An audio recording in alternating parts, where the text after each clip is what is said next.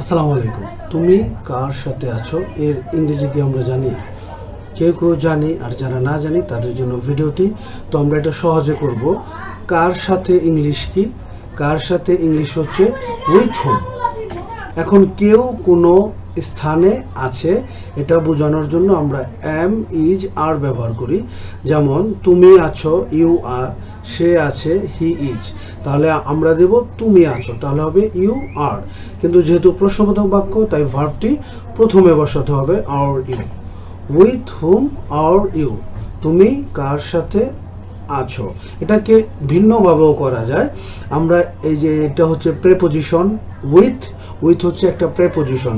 প্রেপোজিশনটা যখন শেষে নিয়ে যাব তখন হুমটা প্রথমে চলে আসবে, আর তখন সেটা হু হয়ে যাবে।